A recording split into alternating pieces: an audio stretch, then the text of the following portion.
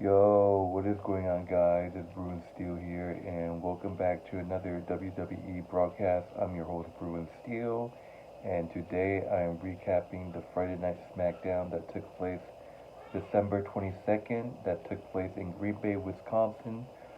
This was actually a taped show because of the holidays. Right now it's 30 minutes to Christmas Eve, and I can see I got my Santa hat, and I got my uh, Christmas sweater. And today I'm recapping the Friday Night Smackdown. It was pre-taped because of the holidays, so let's get to it. Right now, I am currently not home right now. I'm actually out of town, at a relative's home right now, but I'm gonna try to record this video. But today I'm recapping the SmackDown. So today, give me 1 second, sorry. Here we go. So, this SmackDown was actually pretty short. Like I said, this episode was taped, so that way superstars can spend time with their family. So, and I want to give a huge shout out to my friend Canadian Yorker, who usually joins me on these broadcasts, but obviously the Christmas holidays, he's not gonna be able to join me.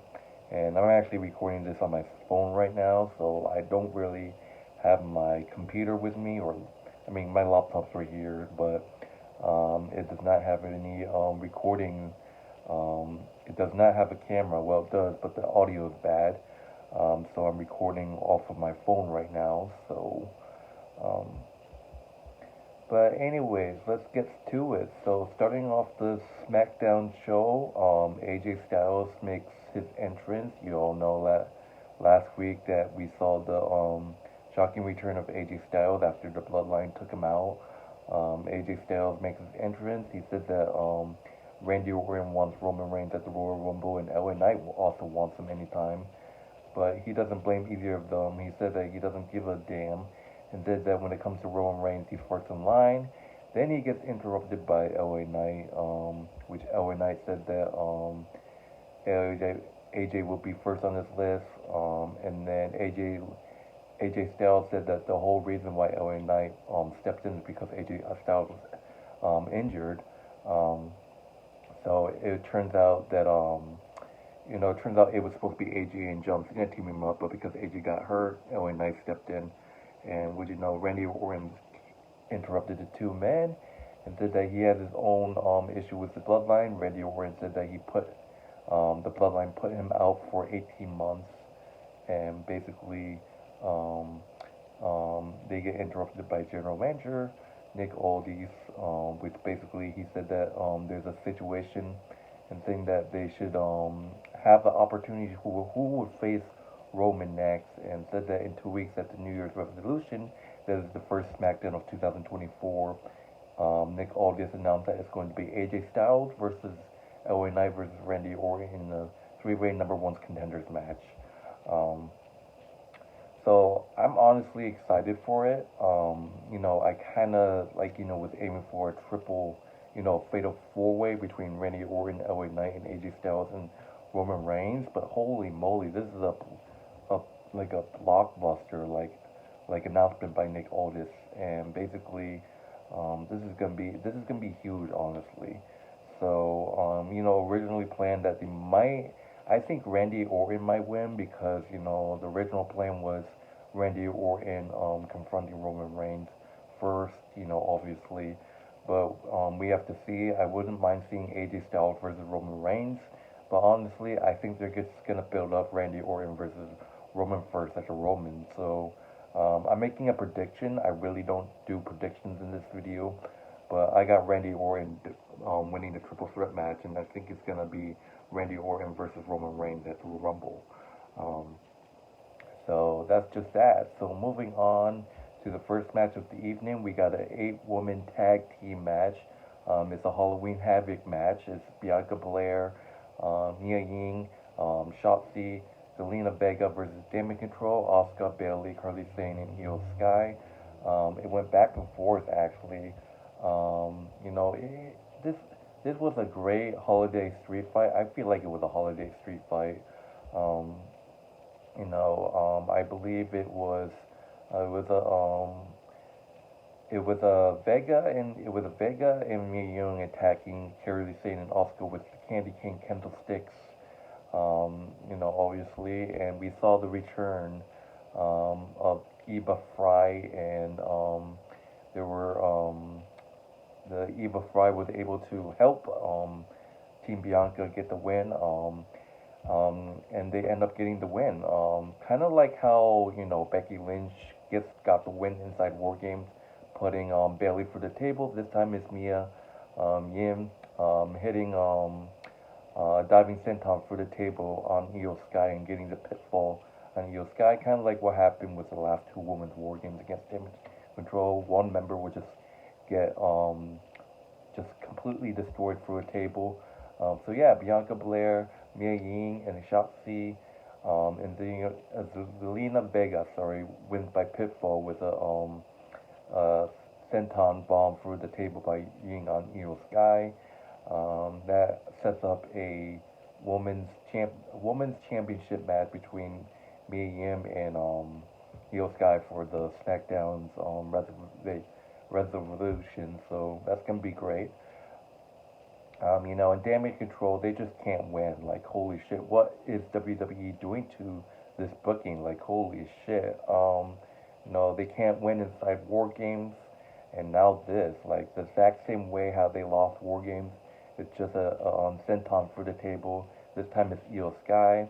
The last War Games was Bayley, and then the other one, I believe it was like Dakota Kai or something. I don't know. But the Team Bianca defeats Damage Control once again. That's just that. The next match that we got for the SmackDown was Dragon Lee defending the NXT North American Championship against Butch. This was a great match. It went back and forth. Powerbomb. Butch is a great competitor, but it seems like we saw like the end of the Brawling Brutes. I don't know when Sheamus is going to be back. I think he's out with the injury. And this match went back and forth. A lot of German suplex. Dragon Lee, I love this guy. He's athletic. Like I said, I say this because Dragon Lee reminds me a lot by Rey Mysterio, but Dragon Lee is actually his idol is actually Rey Mysterio. So there was a lands on his feet, 8-plex Revolution Litter Bomb. But Dragon Lee was able to hit the Operation Dragon on Butch to retain the NXT North American Championship. Dragon Lee defeats Butch by pinfall. I don't think Dominic Mysterio is going to ask for another rematch. So far, Dragon Lee has been absolute amazing when it comes to title defenses. I think this is like his fourth or third title defense so far since he won the title off of Dominic. So I'm not quite sure.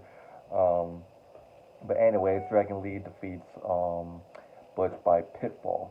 So that's great. Moving on to the next match, we got Carmelo Hayes versus Kevin Owens. This is one half of the United States Championship #1 contender tournament. This is the semifinals. We saw Carmelo Hayes pull up a great win over Grayson Waller, and we obviously saw Kevin Owens take care of business with a broken arm against Austin Theory. I love Carmelo Hayes. This was a great match. Obviously, Kevin Owens dealing with the hand. It went back and forth, chop and stomps. Kevin Owens putting Carmelo through the steel steps. It went back and forth. Kevin Owens tried to hit the pop-up powerbomb, but it got reversed to a code breaker.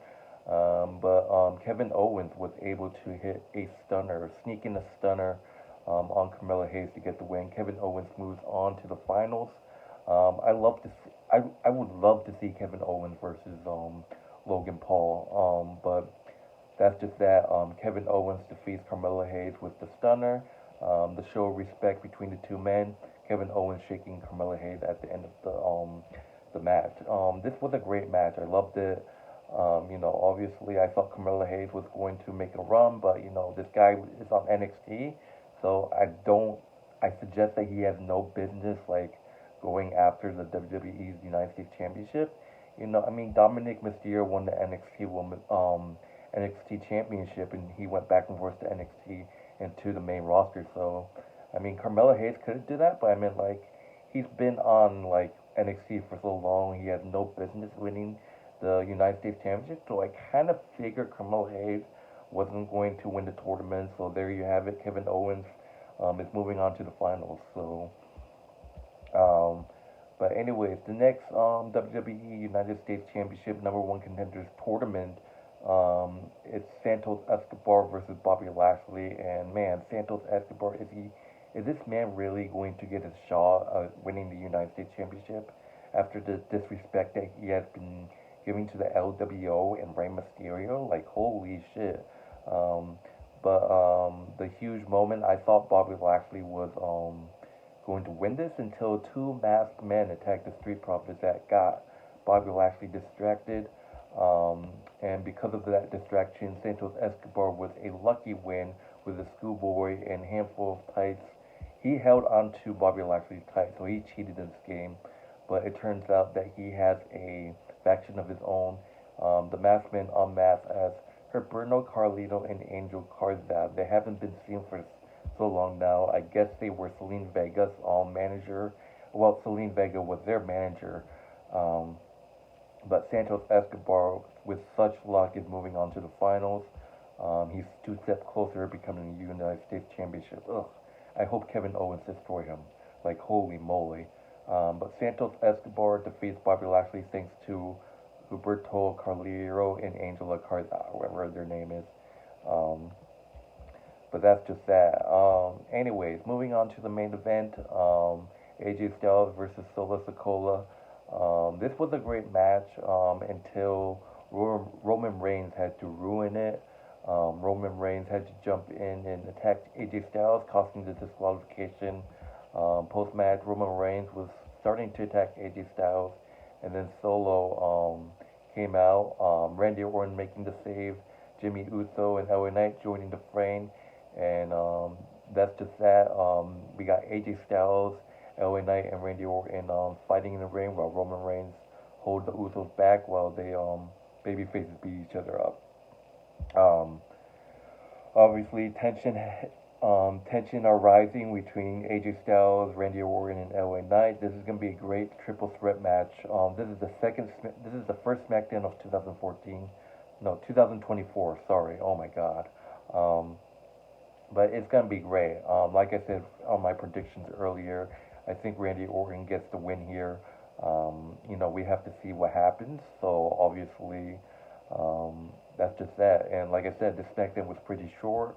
If I have time, I'm actually going to go back and talk about some of the backstage segments. I try not to do it because it takes so much time with the previous, broadcast I did with Canadian Yorker, obviously. So I'm just going to go back and obviously, um, after Butch's disappointing loss, he was confronted by Pretty Deadly, and Butch attacked both of them. And Nick Aldis announced that Butch needs to find a mystery partner for um, SmackDown Resolution. So it's gonna be Butch with the mystery partner versus Pretty Deadly.